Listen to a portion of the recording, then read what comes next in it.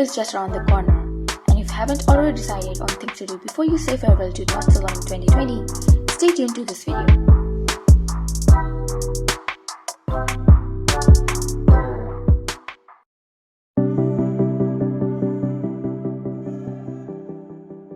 Hey everyone, this is Mimi from Study with Mimi. I hope all of you are doing well, if not great. I post videos on study, motivation, productivity, and mental health in general. So if you are interested, please do click on that subscribe button and click on the bell icon so that you get notified every time I put out a video. Now without delaying the important part of the video, let's begin. New Year. I bet all of us are waiting to turn a new page in our life. 2020 has hit us hard, and some people harder than everyone else. If you are one of those who thought 2020 was your year, then that's great because you are pretty much ready to own 2021 too. But before the ball drops and you get on with the resolutions and being all in the party mood, because it's New Year, there's a list of things that I am personally doing and I think you should too. That is if you want to, so that you can successfully welcome 2021 and be ready to make it your own year. First, deep clean. Now, this for me is very important. If you haven't already cleaned before the festivals or are in between them, or if you have already cleaned but haven't done in this way, then you should definitely think about doing a deep clean. Clean your home from every corner once you don't even reach every day. But if you live in a pretty big home, try to distribute the task between you and the family members, or else you can do just your own room. But have a deep cleanse. Organize your items, remove things that you think you haven't used much past year and you might not even use this year.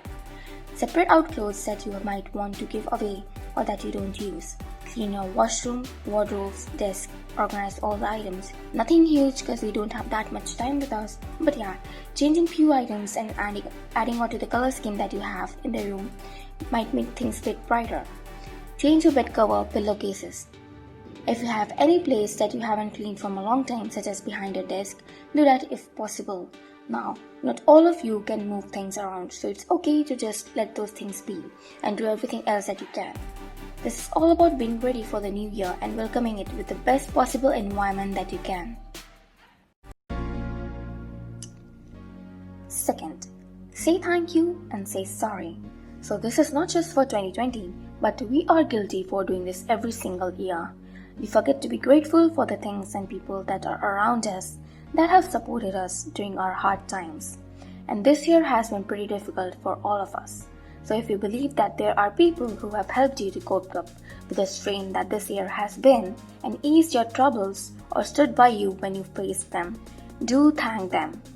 Just be positive and spread more positivity, I say. This will definitely make them happy. If you don't have a person, then think about the facilities that you have that have made this year bearable and be glad that you had them. Make a list of those and say it out loud. It will make you believe that you had good conditions that you live in and push you to know that there are good things in your life that you didn't realize. Now, this year could also have made you act like a bad person and pushed out some bad qualities that you have in you. Apologize for your behavior and just get ready to not become that person again. During stress, we tend to pass on our stress by not being really present positive person that we are. And if you think you were rude or hurtful or even slightly more acidic toward the people that you think you love, or you think you did something wrong, then you own your mistakes. Now, I'm not saying to get in a complex conversation and try to resolve all the terrible issues that you think you can't, but just take the first step and say, I'm sorry, I was an ass and I did this or that. Don't add buts or even reasons for why you did it, or just ask them to overlook those things. Forgiving you is their own decision. Right now, just start owning your mistakes, feel bad about it, and say sorry and move on. Appreciate yourself in this year in general. Now I know most of you might hate the idea of even thinking of this year in a positive way, because you just want to scrape this year off the face of the earth, make it disappear or get it done with. But just for a second, don't think about the things you couldn't do, but the things that you could do this year.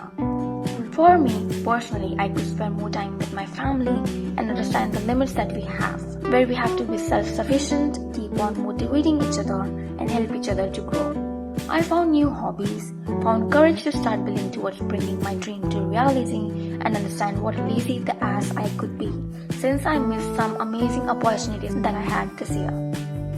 So thank all the opportunities that you think you came across and all the hardships that you faced. And 2020 definitely made you a stronger version of yourself than you were before. You have faced some issues, but you did overcome those. This means you as a person grew. You understood yourself better. You learned new things about yourself and the people around you. If you are still standing, my friend, that means you have slayed all the problems in your path and are kick-ass ready to do it again if needed. You could even write these things down on a piece of paper and remind yourself every day that you totally did slay 2020 with all the things that you did do. Think about all the little achievements that you have accomplished. Don't wash them down the drain. They count. Fourth, list the things that you couldn't do but want to do next year. Now, this is a very important task. I know you don't want to become all negative again while thinking about all those things that you couldn't do, but just sit down and make a list of things that you couldn't do, that the year stopped you from doing, or you yourself got in your own way. List them down and ask yourself that do you still want to do those things? If yes, then think about how and when you can possibly do those things. Add them to the list to do's for the next year. Plan them if you can and be ready to complete those goals of yours. In general, get ready to make next year your year. This could be your personal goal of 2020 that you pushed on to 2021, or simple hobbies that you wanted to give life to but couldn't. Find next year as an opportunity to do everything you want to accomplish. Remember the ones that you have lost. This might be the toughest and most breaking part for all of us. All of us have lost people that we had pretty close to us. Some of us didn't even get the chance to make them feel appreciated in a way that they wanted to. We just lost them one day, and for most of us, everything changed after that. Make this a family thing if you want to, or just sit down and do this in your own room. But remember that the person who was really close to you or a part of your family, remember all their good qualities and either write your feelings about them passing away or say it out loud. But end the note with, I am going to be okay. I will be okay. We will become better and we will do well. So don't you worry. End it knowing and understanding that you can overcome the sadness in your head someday.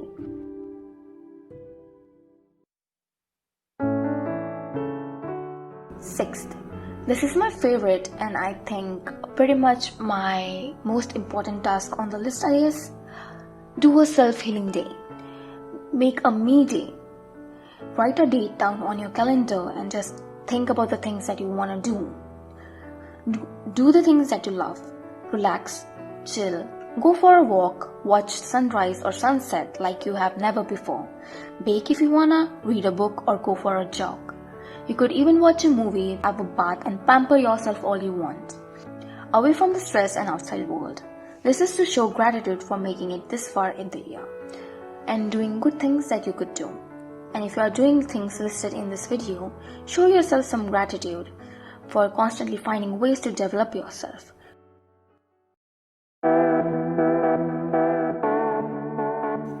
Seventh, rebuild habits. Most of us had habits that we had to make life more simpler, easier or healthier. This might be the ones you had achieved but had to give up last year, or the ones you weren't successful to build as a daily part of your routine. But it's time to shed some light on those habits.